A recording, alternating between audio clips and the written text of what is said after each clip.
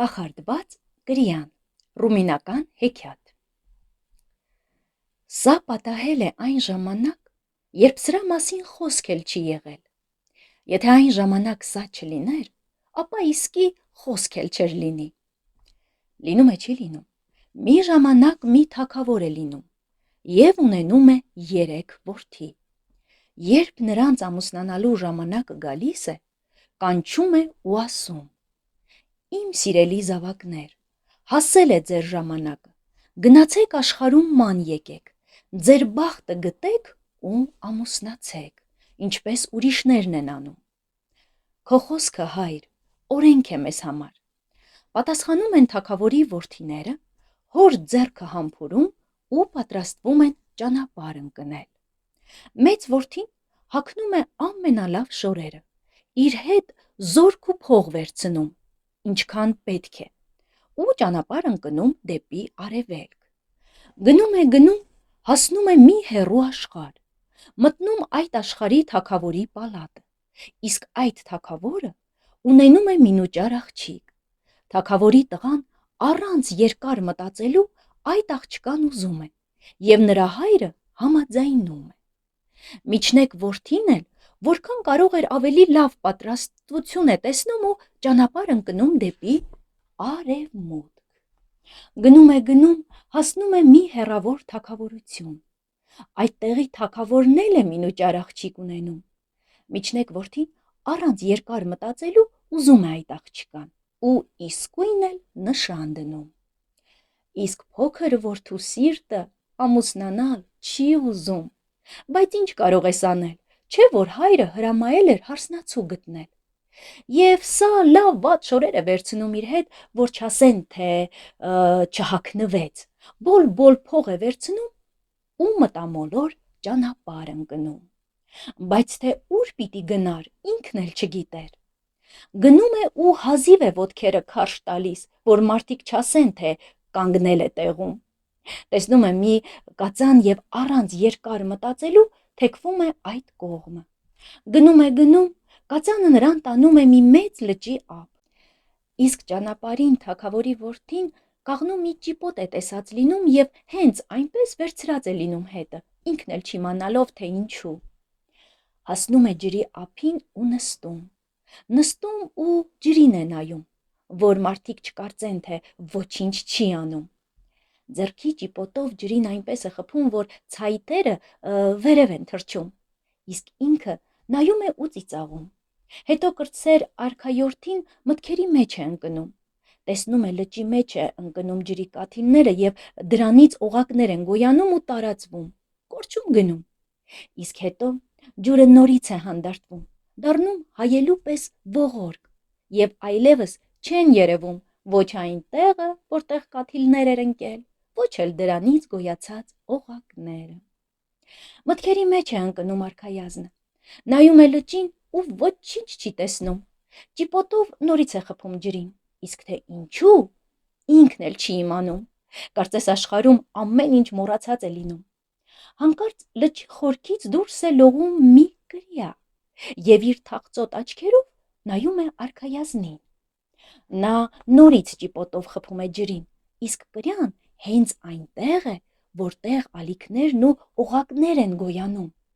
Բարձրանում է ջրի երեսը և հայացքն արքայազնից չի հեռացնում։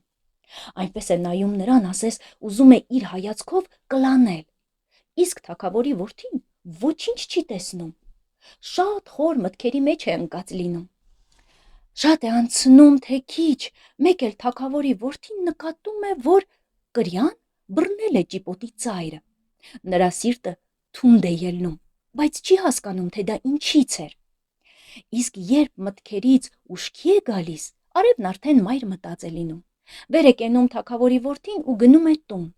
իսկ կրիային բոլորովին մոռանում է։ Հետևյալ օրը թագավորի որդին նորից է գնում լճի ափ։ Նա ամուսնության մասին իսկի չի էլ հիշում։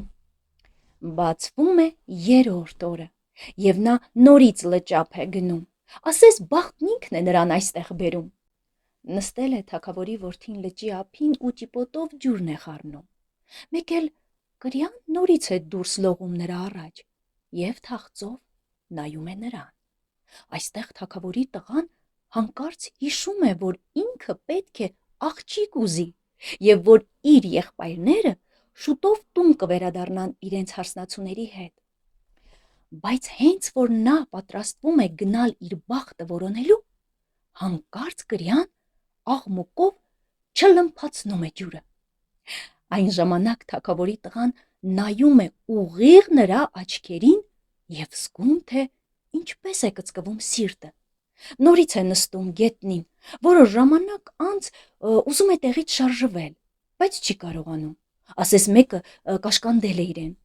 Փորձում է տեղից վեր կենալ, բայց իզուր, կարծես ոտքերը կպել են գետնին։ Թագավորի տղան զարմանում է իր թուլությանը,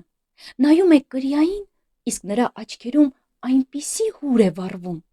որ թագավորի տղայի սիրտը թուլանում է։ Այն ժամանակ նա սիրտ է առնում ու գոչում. «Դու եղիր իմ հարսնացուն»։ «Շնորհակալ եմ քեզանից, սիրեցյալ իմ», պատասխանում է նրան կրյան։ «Քո խոսքը քանդեց այն կախարդանքը, որ ինձ պահում էր կաշկանդված։ Դու իմ սրտի ընտրյալն ես, և քանի կենդանի եմ, քեզանից չեմ բաժանվի»։ Վախենում է թագավորի տղան, երբ լսում է, որ կրյան խոսում է մարդկային ձայնով։ Ուզում է փախչել, բայց կրյայի մեղմ ու քնքուշ ձայնը ձգում է։ Կրյան 3 անգամ գլխի վրա շուռ է գալիս և դառնում այնպիսի չքնաղու թովիչ աղջիկ, որպիսին աշխարհը դեռ չի տեսել։ Թագավորի տղան ուզում է փաղաքշել նրան, բայց տեղից չի շարժվում, որ այդ գեղեցկուհուն չբարկացնի ու չվախեցնի։ Այժմ նա գիտի, որ առանց այդ աղջկա ինքն ապրել չի կարողանա։ Սկսում են զրուցել, և իրենք էլ չգիտեն, թե ինչ են խոսում։ Խոսում են ու խոսում, մեկ էլ ահա գիշերը վրա է հասնում։ Թագավորի որդին հիշում է, որ մյուս օրը իր եղբայրները վերադառնալու են իրենց հարսնացուների հետ, և ինքն էլ է շտապում հորն իր հարսնացուի մասին պատմելու։ Գեղեցկուհին նորից է կրիա դառնում և իջնում լճի հատակը, իսկ թագավորի տղան գնում է պալատ։ Գնում և նրան շարունակ թվում է, թե մեկը իրեն կանգնեցնում ետ է քաշում։ Գնում է թագավորի տղան ու ետ է նայում, ոչ ոք չի երևում, բայց նա շարունակում է ետ նայել։ Լավ է, որ ճանապարհը երկար չէր, և նա շուտով տուն է հասնում, թե չէ վիզը կծռվեր, այնքան հաճախ էր ետ նայում։ Երբ թագավորի որդին հասնում է պալատ, բոլորն արդեն հավաքված են լինում։ Նա պատմում է ամեն բան, ինչ պատահել էր իրեն, իսկ երբ կրկնում է իր խոսքերը «Դու եղիր իմ հարսնացուն», քիչ է մնում եղբայրները ծիծաղից պայթեն և սկսում են ծաղրել նրան ու կոպիտ կատակներ անել։ Թագավորի տղան ուզում է ասել, թե ուր է կրյան, բայց եղբայրները ընդհատում են նրա ամեն մի խոսքը և բարձր ծաղրում։ Թագավորի փոքրիկ որդին լռում է ու ներում իր եղբայրներին, ովքեր հոր ներկայությամբ այդպես ծաղրում են իրեն։ Լավ, մտածում է նա, խոսքը բոլորովին անօգուտ է։ Ծիծաղում է նա, ով վերջում է ծիծաղում։ Մյուս օրը եղբայրները գնում են իրենց հարսնացուներին բերելու, իսկ թագավոր հայրը հրամայում է պալատներն ու քաղաքը զարդարել որքան կարելի է լավ, որ ապագա հարսներին դիմավորեն ինչպես վայել է։ Մարդիկ խումբ շրջում են քաղաքում, ասես տոն օր լինի։ Զինվորները հագնվել են այնպես, որ կարծես զորահանդեսում լինեն։ Երեխաները, որ երեխաներ են, նույնիսկ նրանք են ուրախ։ Մեկը մյուսի հետևից գալիս են ավագ որդիները իրենց հարսնացուների հետ։ Ինչը որ ճիշտ է, գեղեցիկ են արքայադուստրերը և հիանալի հագնված։ Նրանցից ամենն այնքան բաժինք ունի, որ հաշվել չի լինի։ Էլ ստրուկներ, էլ ձիեր, էլ քանդակազարդ կառքեր։ Ու թագավորն էլ նրանց ընդունում է արքայաբահել, ինչպես կարգն է պահանջում։ Բոլորը հավաքվում են միասին և նորից խոսք է բացվում կրտսեր որդու հարսնացուի մասին։ Եղբայրներն ու իրենց ապագա կանայք սկսում են ծաղրել նրան։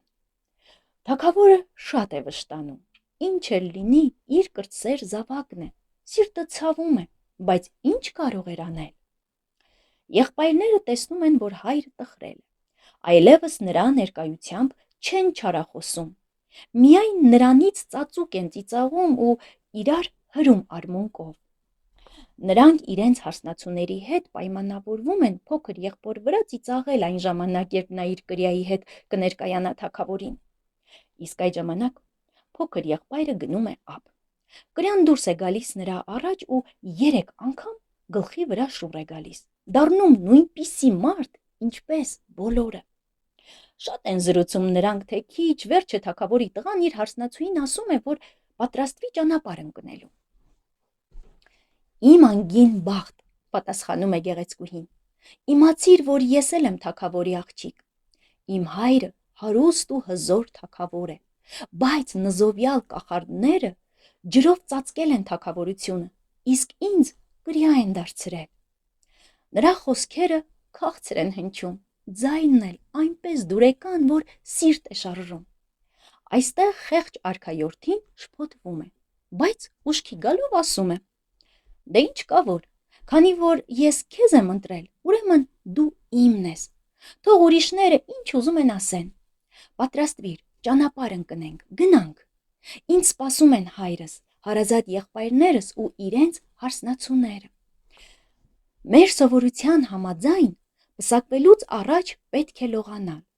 Կլողանանք իմ հոր պալատում, պատասխանում է թագավորի տղան։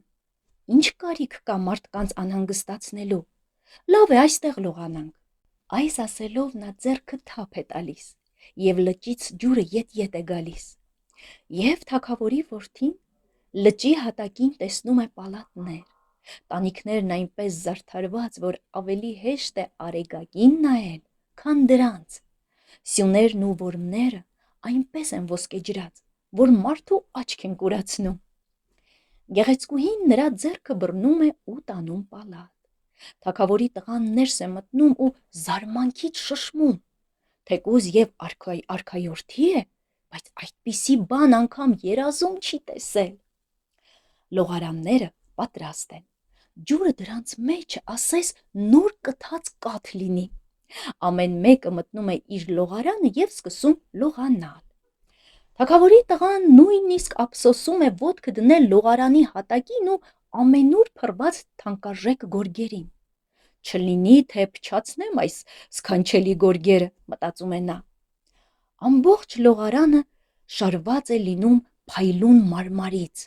եւ նախշերը պատկերում են զանազան բույսեր, թռչուններ եւ ուրիշ հրաշալիքներ։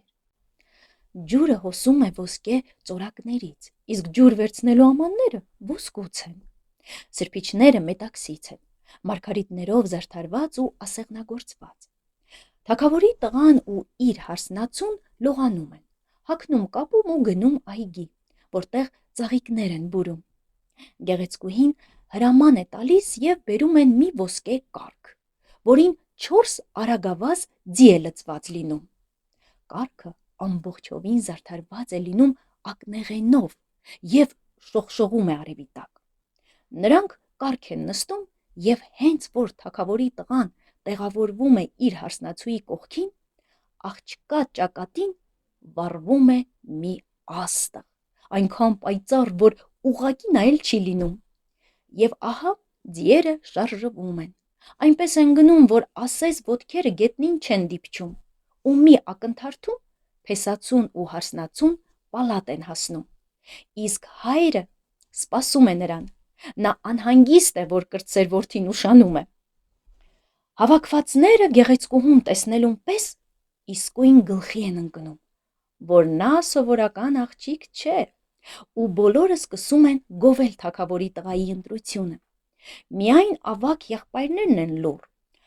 Այդ աննման գեղեցկությունն ու չտեսնված հարստությունը կուրացրել են նրանց։ Նրանցից ոչ մեկը մինչ այդ օրը տեսած չի եղել այդպիսի չքնաղ ու թովիչ գեղեցկություն։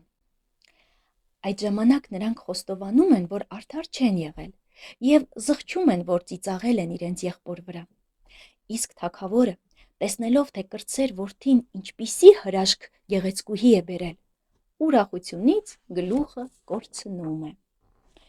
Գեղեցկուհին այնքան քաղցր վարվեցողություն է ունենում, այնքան անուշ է խոսում, որ բոլորի սրտին դուր է գալիս։ Հյուրերը թագավորի կրտսեր որդու հարսնացուից աչք չեն հեռացնում, միայն նրան են ականջ դնում, այնքան քաղցր են հնչում նրա խոսքերը։ Այն ժամանակ ավագ եղբայրները իրենց հարսնացուներին խորհուրդ են տալիս, որ պսակվելիս և սեղան նստելիս ճիշտ ու ճիշտ անեն ամեն բան, ինչ կրտսեր եղբոր հարսնացուն կանի։ Թագավորի ցանկությունը կատարվել էր, չէ՞ որ նա որոշել էր իր 3 որդիներին նույն օրն ամուսնացնել, և թագավորը այնպես է ուրախանում, ասես մի մեծ գործ է կատարել։ Թագավորի որդիները պսակվում են իրենց ընտրածների հետ, ապա սկսվում է պարը, ինչպես կարգն է թագավորական հարսանիքներում։ Մարդիկ պար են գալիս, իսկ կախարդված գեղեցկուհին ասես ոտքն էլ գետնին չի դիպցնում։ Մարդիկ նայում են նրան և ուրախանում, որ թագավորի փոքր որդին այդպիսի գեղեցկուհի է բերել, և գրազ են գալիս, որ երկնքումն էլ չի գտնվի այնպիսի մի գեղեցկուհի, ինչպիսին տեսնում են իրենց առջև։ Մինչ այդ մութն ընկնում է, և բոլորը թագավորական սեղան են նստում, ուրիշ շատ սեղաններ էլ են լինում ազնվականների, վաճառականների և հասարակ ժողովրդի, և այսպես սկսվում է կեր ու խումը։ Ավագ հարսնացուները կրտսերից աչք չեն հեռացնում, որ ամեն ինչ անեն այնպես, ինչպես նա, չէ՞ որ իրենց փեսացուներն են այդպես խնդրել նրանցից։ Իսկ կախարդված աղջիկը վերցնում է ամեն մի ուտելիքից մի պատառ ու գցում է ծոցը։ Մյուս հարսնացուները, որ տեսնում են, իրենք էլ են նույնը անում։ Շատ ժամանակ է անցնում, մարդիկ ուտում են, խմում են, զվարճանում, որքան սիրտներն է ուզում։ Հենց որ սեղանից վեր են կենում, փոքր եղբոր կինը մոտենում է թագավորին, իր սկեսրայրին, նրա ձեռքը համբուրում, շնորհակալություն հայտնում, և ծոցից, ուր պահել էր ուտելիքների պատառները, հանում է բուրավետ ծաղիկների մի փունջ, որը և թագավորին է մատուցում որպես որդիական սիրո նշան։ Եվ իսկույն դահլիճը լցվում է այնպիսի բուրմունքով, որպիսին այդ կողմերում երբեք չէր եղել։ Այն ժամանակ բոլորը սկսում են շնորհավորել թագավորին ու թագուհուն և ամեն տեսակի բարեմաղթանքներ անել, իսկ կրտսեր հարսը խոնարհաբար մի կողմ է քաշվում ու գնում է իր նշանածի մոտ։ Գնում է և նրա շորերի բոլոր ծալքերից մարգարիտներ են թափվում։ Բոլոր հյուրերը, մեծից մինչև փոքրը, վրա են պրծնում այդ մարգարիտները հավաքելու։ Հետո թագավորին են մոտենում ավագ հարսները, շնորհակալություն հայտնում, համբուրում նրա ձեռքը, իսկ երբ սկսում են ծոցերը պրպտել, բոլորը նկատում են, որ նրանց շորերը կեղտոտված են ամեն տեսակ ուտելիքներով։ Մարդ չի հասկանում, աղջիկնե՞ր են դրանք, թե գազաններ, և այնպես են սկսում ծիծաղել նրանց վրա, որ մարդու մեղք է գալիս։ Խեղճ հարսները վազում են իրենց սենյակները շորերը փոխելու, այդ վիճակում հարսանքավորների մեջ մնալ կլիներ։ Այն ժամանակ բոլորը որոշում են, որ պետք է կրտսեր զույգը թագավորի։ Թագավորը իջնում է իր գահից, և գահ են բարձրանում թագավորի կրտսեր որդին ու իր չքնաղ կինը, և բոլորը, նույնիսկ հարսները, սիրում են նոր թագուհուն, նրա բարի խոսքերի ու մեղմ բնավորության համար, իսկ թագավորի տղան իր խելքով ու բնածին իմաստությամբ և կնոջ խորհուրդներով խաղաղ, ուրախ ու հանգիստ թագավորում է ամբողջ կյանքում։ Մի անգամ ես էլ եմ եղել այնտեղ։ Նրանք քեֆ էին անում, իսկ ինձ ոսկորներ էին տալիս կրծելու, և ես, բարի մարդիկ, որոշեցի պատմել ձեզ այս սուտը։ Ով հավատաց, նշանակում է հասկացավ, որ ես խաբում եմ։ Ես ձի նստած քշում էի, այս հեքիաթը մաշում էի։ Այսքանը, իսկ մենք կհանդիպենք հաջորդ անգամ, իսկ դուք մի մոռացեք լսելուց հետո բաժանորդագրվել, հավանել և տարածել։ Կհանդիպենք։